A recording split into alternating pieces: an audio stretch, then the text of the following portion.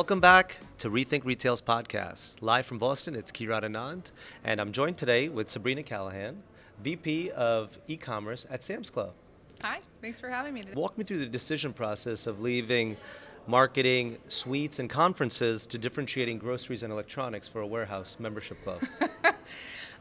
Well, I loved Hilton, and I will always love Hilton. I was there for about 7 years.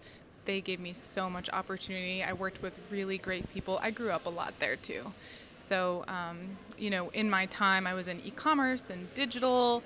They gave me a lot of empowerment to kind of push and challenge and grow, which was great.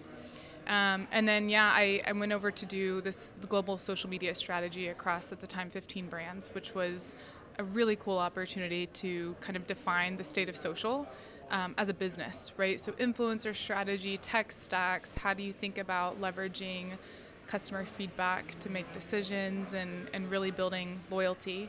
And then I went out to have my third baby. Yes, I've got Congratulations. 3. Oh, thank you. And I was on maternity leave, and a recruiter from Walmart reached out. And I didn't want to talk to them in the beginning because I was kind of loyal to a fault in a lot of ways. But again, I loved Hilton.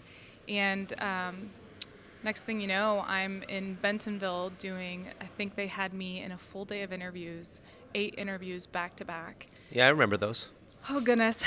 And case studies, team all the interviews. things. Yeah, exactly. And the last interview was with a man named Tony Rogers, who had been at Walmart as the CMO of Walmart, and then he came over to Sam's Club under John Verner at the time to build a brand for Sam's.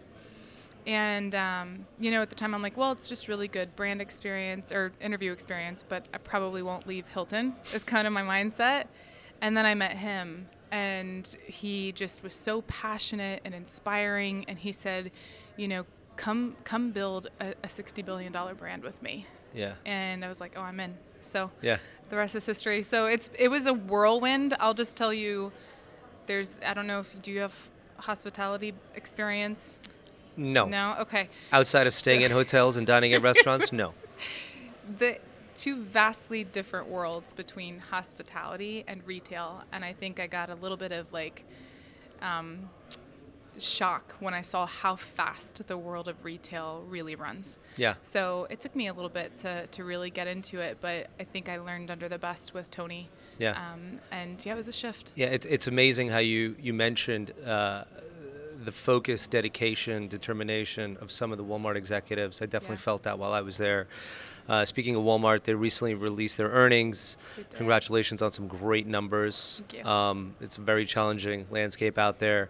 And not only were there great numbers for your parent company, but there were encouraging numbers specifically in your area.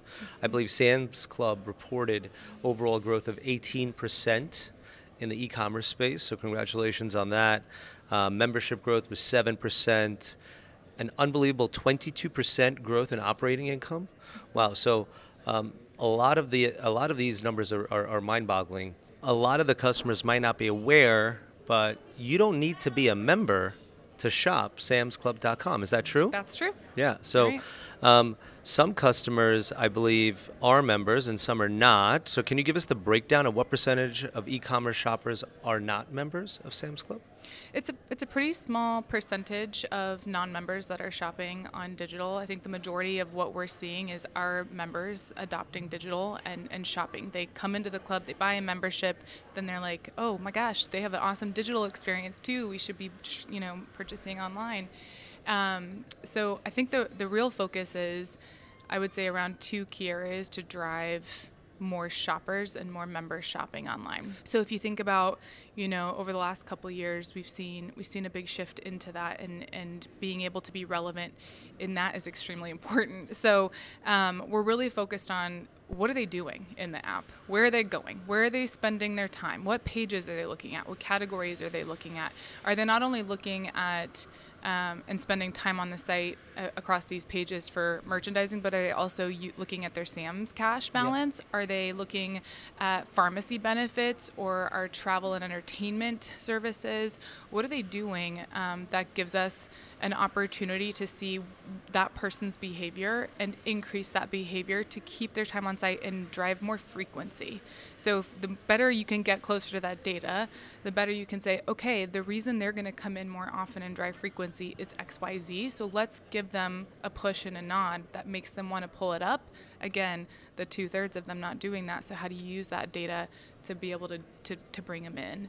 And then I'll also say, as we understand what's most important, we can help to prioritize the experiences around it, right? So if we see bounce rates, or we see, exits, or a decrease in time on site, or lesser add to cart rates, the more you understand that data, the more you can say, we've got an opportunity here to increase this experience and improve it so that we can continue to see them work down the funnel.